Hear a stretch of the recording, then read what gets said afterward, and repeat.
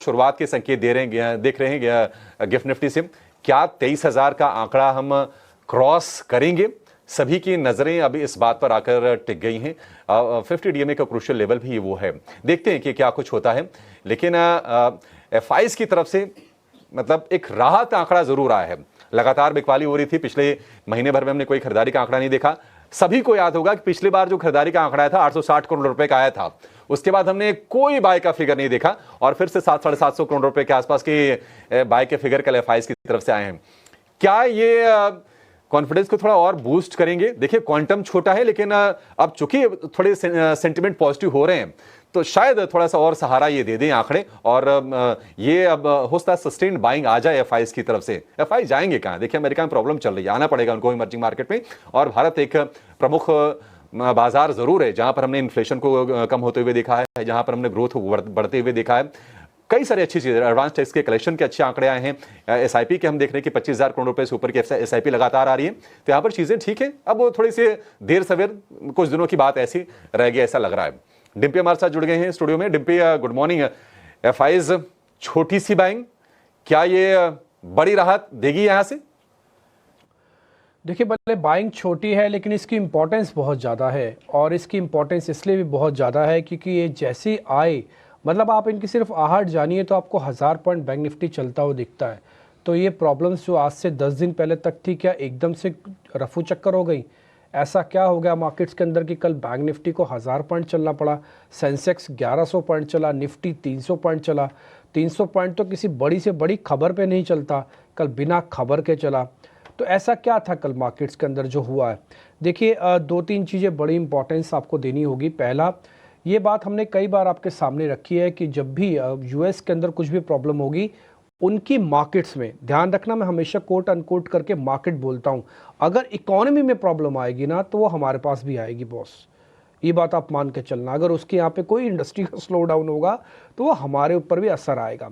हाँ, लेकिन मार्केट का स्लो डाउन होगा, मार्केट्स के उसके अंदर क्रैक होंगे, तो वो हमारे पास नहीं आएगा, वो हमारे लिए उल्टा पॉजिटिव होके आएगा। तो जो यूएस के अंदर थोड़ा बहुत भी ठहराव होगा वो इंडिया के अंदर कन्वर्ट में होगा, वो अच्छे तौर पर होगा। कल एफआईज की होल्डिंग्स थोड़ी और बढ़ी है, ये 24% हो गई है। ध्यान रखा जाए, हम इससे पहले 15% पे करीब 15 से 20 दिन निकाल चुके हैं। अगर मैं पिछला महीना भी जोड़ दूं तो करीब हमने 40 दिन 15% पे ही निकाले हैं। फिर 15 से 18 पहुंचने में हमको कम से कम 15 से 20 दिन लग गए। अब 18 से कल हम 20 हुए, 20 से मतलब परसों 20 हुए और हम कल 24 हो चुके हैं। तो 2-3 दिन के अंदर ही जो एफआईज की होल्डिंग है वो 15-16% से सीधा बढ़कर 24% हो गई। एथिकली देखा जाए तो 8 से 9% बढ़े हैं, और अगर सिर्फ मैं कल से ही कंपेयर करूं तो 20% बढ़े हुए आप एफआईज की होल्डिंग के साथ में। तो ये अच्छा साइन है। दूसरा अच्छा साइन इसी में आपको मैं बताता हूँ, रिटेल के पास माल कम हो रहा है। मैंने आपको कई बार बताया था, कल भी मैंने आपको ये बात जिक्र किया था कि अगर आपको एक्सट्रीम बुल रन चाहिए, एफआईज पहले पायदान पे चाहिए, फिर डीआईएस चाहिए, फिर आपको रिटेल चाहिए। अगर आपका कंसोलिडेशन के साथ ग्रोथ चाहिए तो पहले नंबर पे डीआईएस होगा, सेकंड नंबर पे एफआईज होगा, थर्ड नंबर पे रिटेल होगा। अभी तक जो कंसोलिडेशन का पैटर्न बना उसमें यही हो गया, यानी कि जब बाजार रुका 22,000 पे या 48,000 पे बैंक निफ्टी, तो उसमें डीआईएस नंबर 1 थे with the holding of more than 70%, और उसके बाद फिर एफआईज था, माफ़ कीजिए रिटेल था, और फिर एफआईज आया। धीरे धीरे करके चेंजेस हो रहे हैं और जहां जिसको होना चाहिए ये वहां की तरफ बढ़ रहे हैं। ये पहला पॉइंट। दूसरा पॉइंट, रिटेल 65% लॉन्ग लेके बैठा है। ये आज से हफ्ते भर पहले करीब 71% हुआ करता था, सबसे बड़ा मेजोरिटी स्टेक इसी के पास था। तो यानी कि हर बढ़त में रिटेलर माल बेच रहा है। आप बोलेंगे ये अच्छी बात कहाँ से है? बहुत सी अच्छी बात भी है, मैं 2 वजहों से बताता हूँ अच्छी बात है। पहला, आपने पिछली बार भी ऐसा ही किया था, जब मार्केट के अंदर बढ़त आई थी रिटेल ने अपना माल काटा नहीं, फाइनली वो ट्रैप हुए, और ट्रैप ऐसे हुए कि निफ्टी को 4000 पॉइंट और बैंक निफ्टी को 6000 पॉइंट नीचे आना पड़ा, और आप त्राहिमाम हो गया था मार्केट्स के अंदर। तो अभी वो अगर रिटेलर्स धीरे धीरे माल काट रहे हैं तो मार्केट फील गुड थोड़ा लाइट करेगा, और वही मार्केट का ट्रेड थोड़ा इंस्टीट्यूशनल्स के ब्रैकेट्स में रहेगा, यानी कि उनके कैबिन में रहेगा। ठीक, अब आते हैं रिटेल की होल्डिंग, डीआईएस की होल्डिंग पे 71% है विदाउट एनी चेंज। देखो डीआईएस ना तब भी माल खरीद रहे थे जब 22,000 था, और डीआईएस ने तब भी माल खरीदा जब बैंक निफ्टी 48,000 था। कल बैंक निफ्टी क्लोजिंग 49,300 पे हुई है, 1300 पॉइंट ऊपर है, लेकिन डीआईएस ने एक धेले भर का भी माल नहीं बेचा कल। एक धेले भर का भी माल जिसे कहते हैं ना बेचना, वो नहीं किया। इट्स अ गुड साइन कि मार्केट में एक स्ट्रांग हैंड कंसोलिडेट करवा रहा था। अब एफआई सिर्फ 2 दिन से आहट हुई है कि वो आ रहे हैं। हाँ बड़ी है पोजीशन, इसमें कोई दो राय नहीं है। आप फील कैसे करते हो? इसको कहते हैं बुल रन, या इसको कहते हैं एफआईस की पोजीशनिंग। हम ये ना भूल से गए थे पिछले 4-5 महीने में कि एफआईस का टेस्ट कैसे होता है। सिर्फ 4% बढ़ने से अगर 1000 पॉइंट बढ़ता है, मान लीजिए 3 दिन तक और बढ़ता है, एग्जाम्पल बता रहा हूँ, 24 से कल 28, 28 से 32, 32 से 36, 36 से या 40 तक पहुँच जाते हैं। आपको पता है आपकी निफ्टी कहाँ तक आ जाएगी? आपकी निफ्टी 24,000 भी आ सकती है। इतना ह्यूज शॉर्ट कवरिंग है मार्केट्स के अंदर हो जाएगी, और कल के सेशन में भी ऑलमोस्ट ऐसा हुआ है। इसलिए जो हमारी एफआईस के ऊपर डिपेंडेंस है वो अभी भी बहुत ज़्यादा है, बाजार को हीट करने के लिए, चलाने के लिए, कंसोलिडेशन के लिए। अब डीआईएस का रुख आ चुका पॉजिटिव, ये समझ में आ गया। तो रफ बताने के लिए सिर्फ इतनी बात थी। एक और बात, अगर जब आप एफआईस के नंबर दिखा रहे हैं इसमें जरा 13,000 करोड़ रुपए की इंडेक्स ऑप्शंस के नंबर भी दिखाइएगा। इससे पहले 13,000 करोड़ रुपए का प्लस नंबर आया था इंडेक्स ऑप्शंस पे, कल 13,000 करोड़ रुपए का माइनस नंबर आया इंडेक्स ऑप्शंस पे। इसलिए डरिएगा नहीं, घबराइएगा नहीं, क्योंकि निफ्टी और बैंक निफ्टी दोनों के अंदर शॉर्ट्स की कवरिंग हुई है, इसलिए नंबर माइनस का 13,000 आया है। क्योंकि जो सिस्टम में पुट्स पड़ी थी उनकी भी राइटिंग हुई है, इसलिए नंबर्स माइनस में हो गया नेट में। बट बड़ा नंबर है, कल के मुकाबले का नंबर है 13,000, तो इसलिए ज़्यादा घबराने की बात नहीं है। ये शॉर्ट स्क्वीजिंग के नंबर्स हैं, इस वजह से आपको -13,000 आपको दिख रहा है स्क्रीन पर। ठीक है, तो ये एफआईआई और डीआईआई के आंकड़े आपके सामने हमने रखे। लेकिन इसके अलावा बाजारों की बात करें तो इंडिसेस पर काफ़ी अच्छे मूव्स इस हफ्ते अब तक दिखे हैं, और 2 दिनों के कंबाइंड मूव्स की देखें तो निफ्टी 450 अंक चढ़ चुका है। इनफैक्ट कल के सत्र में 22,830 के पार निफ्टी बंद होता हुआ नजर आया था। काफ़ी गिरावट हाल फिलहाल में दिखी है, लेकिन अब रिबाउंड भी काफ़ी अच्छा दिखा है। कल के सत्र में अच्छी खासी तेज़ी भी दिखी, और आज भी पॉजिटिव ओपनिंग के संकेत ही निकल कर आ रहे हैं। तो डिम्पी, ऐसे में निफ्टी पर अब कौन से लेवल्स पर हमारी नजर रखनी चाहिए, और पिछले 2 दिनों में जो तेजी दिखी है क्या ये मोमेंटम कंटिन्यू होगा? देखिए, आपका जो सेकंड क्वेश्चन है ना, ये ज़्यादा इंपॉर्टेंट है कि जो 2 दिन की तेज़ी दिखी है क्या ये मोमेंटम कंटिन्यू होगा कि नहीं होगा।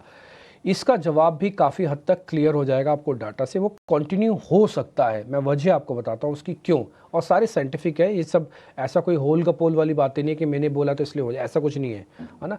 ये मैं आपको वजह बताता हूँ। पहले 1 मिनट के लिए ज़रा मेरा चार्ट दिखाएंगे स्क्रीन पर, उसके बाद इस ग्राफिक्स वगैरह सब दिखाते जाइएगा।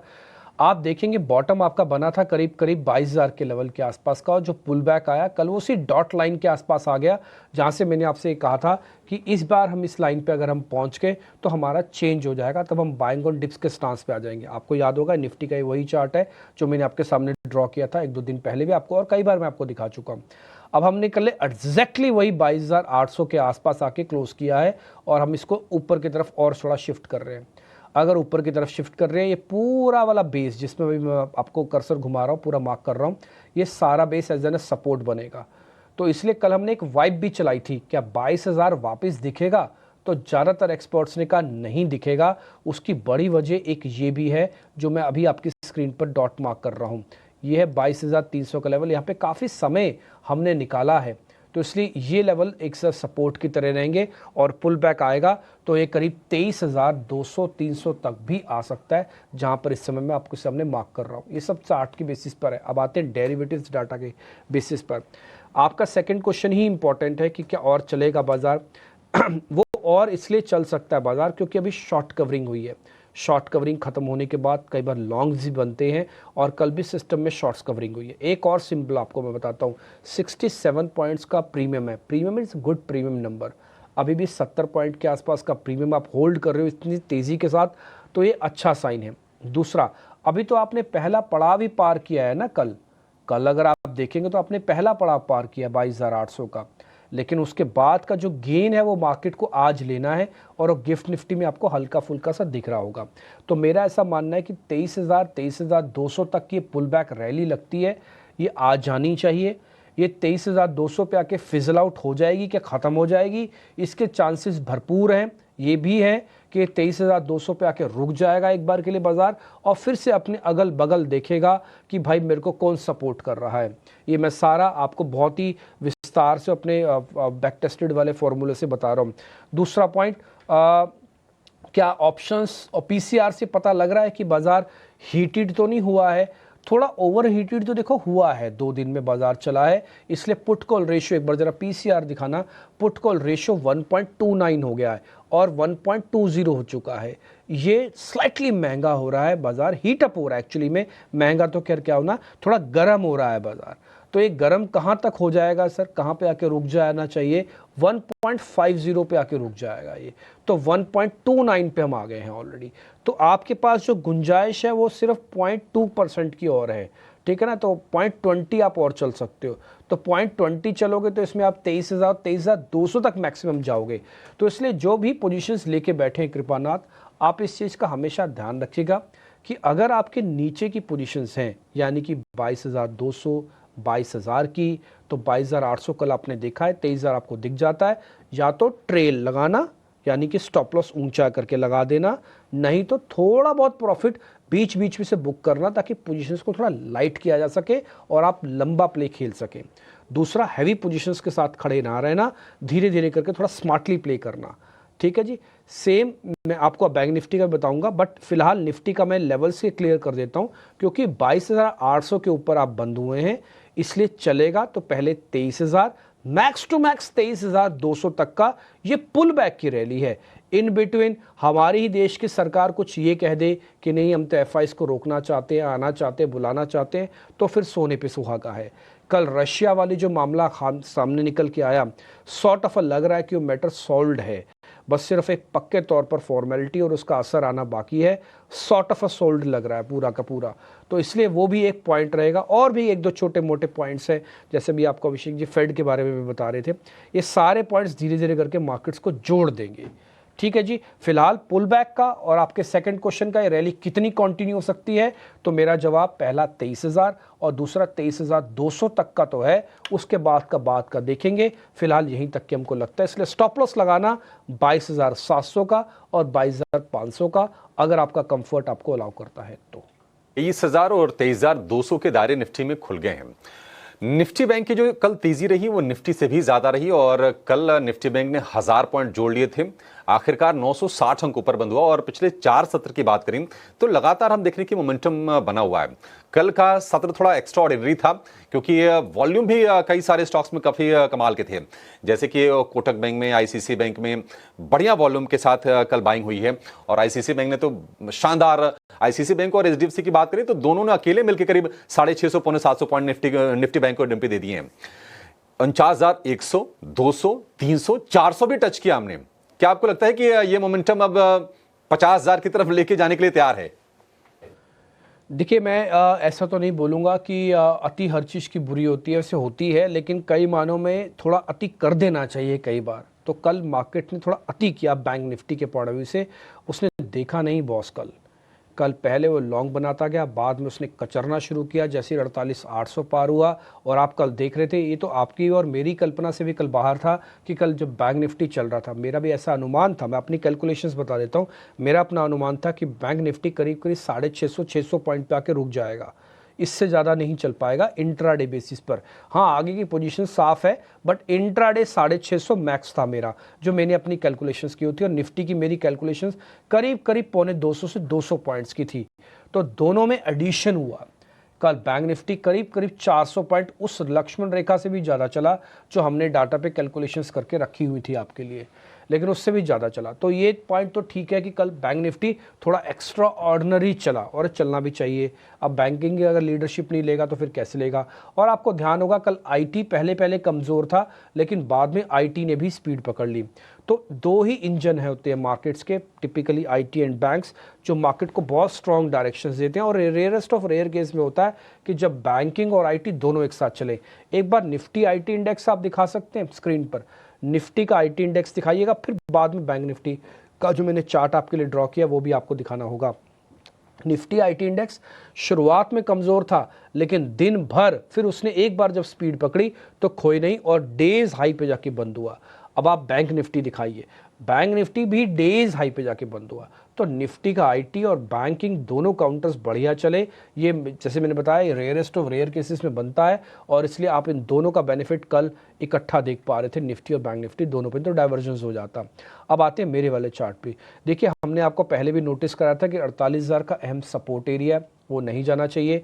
हमने एक वाइब भी बनवाई आपके लिए कि 48,000 हम वापस नहीं देखेंगे, तो काफ़ी सारे लोगों ने जवाब दिया हम नहीं देखेंगे। मेरा भी ऐसा मानना है कि हम 48,000 वापस देखने के लिए अब नहीं जाएंगे, ऐसा मेरा मानना है। दूसरा पॉइंट, 48,000 का ये जो बेस आप अपनी स्क्रीन पर देख पा रहे हैं, एक बार का, दो बार का, तीन बार का, चार बार का, ये मैंने आपको बैक टू बैक भी बताया है। और कल फाइनली गैप के साथ आपने मार्केट को ओपन किया और एक 50 दिन की एवरेज को पार किया। आपको मैं बता देता हूं कल में बैंक निफ्टी ने 20 दिन और 50 दिन की मूविंग एवरेज को पार किया है। ये एक ही दिन में पार हुई है दोनों एवरेजेस, और इस शॉर्ट टर्म में मार्केट्स को बढ़िया से चला रही है। अब आपका क्वेश्चन है कि और चलेगा? यस, और चल सकता है। कहाँ तक चलेगा? 50,000 तक इसकी भी गुंजाइश है। पुट कॉल रेशियो एक बार जरा बैंक निफ्टी का भी दिखाओ, वो भी 1.2 समथिंग हो चुका है, और उसका भी 1.5 पे आके हीटअप हो जाएगा, उसके बाद वो चलेगा नहीं। तो इसलिए 0.30 उसके पास भी अवेलेबल है। इसलिए अगर थोड़ा भी हिलेगा, यानी कि थोड़ा भी चलना है, तो वो चल सकता है, अभी भी उसके पास गुंजाइश है। ये मैंने आपके लिए 1.20 का पीसीआर आपको ड्रॉ करवाया हुआ है। दूसरा, अब इंडसइंड वाली प्रॉब्लम से बाहर निकल चुके हो, कोटक वाला, इन सबसे बाहर, तो कंसोलिडेशन एफर्ट्स दिखेगा। अभी तो छोटे बैंक्स को भी शॉर्ट कवरिंग कराना बाकी है। कल तो सिर्फ बड़े बैंक से सिस्टम में ज़्यादा एग्रेसिव थे। अब एक पॉइंट के साथ मैं कंप्लीट करूंगा, वो है लेवल्स, कि बैंक निफ्टी के अब लेवल्स कौन से ध्यान रखने हैं सर। तो बैंक निफ्टी के जो आपको लेवल्स ध्यान रखने हैं वो रखने हैं 49,000 का पहला सपोर्ट, 48,800 का दूसरा सपोर्ट, और रेजिस्टेंस बनेगा 49,500 का पहले और 49,800 का लास्ट में। 23,200, 49,800, ये दो लेवल्स हैं जो मेरे को लगता है शॉर्ट कवरिंग के दम पर ख़त्म हो जाएंगे। उसके बाद आपको नए सिरे से मार्केट चाहिए बॉस। हर समय मार्केट इतना स्ट्रॉन्ग शॉर्ट कवरिंग नहीं दिखाएगा। हाँ, मैं एक चीज़ कह देता हूँ कि 23,000 यानी कि 22,800 के ऊपर की क्लोजिंग कल जो मिली है, ये मार्केट के फील गुड कराने के लिए बहुत है। ठीक है जी, तो बस मैंने दो लेवल्स आपको बता दिए, आपके दोनों क्वेश्चंस का जवाब भी मैंने दे दिया कि 23,200 और 49,000 करीब 800 तक की पुल बैक रैली है। उसके बाद ये सब फिजल आउट हो जाएगा, फिर नई ऊर्जा, नया जोश, नई चीज़ें आपको लेके आनी पड़ेगी। ये 5 शेयर एफ&ओ बैन में है, ये भी एक बार नोटिस कर लीजिएगा। एक अच्छी चीज़ मैं आपको एग्रेशन की दिखाना चाहता हूँ। एक बार प्रोड्यूसर साहब, आप 22,800 की कल कॉल फायर कर सकते हैं, जो 20 तारीख की डेरिवेटिव एक्सपायरी हो रही है, यानी कि जो कल सीरीज़ का एक्सपायर होगा। आपको पता है उसके अंदर कल प्रीमियम्स कितना जुड़ा है?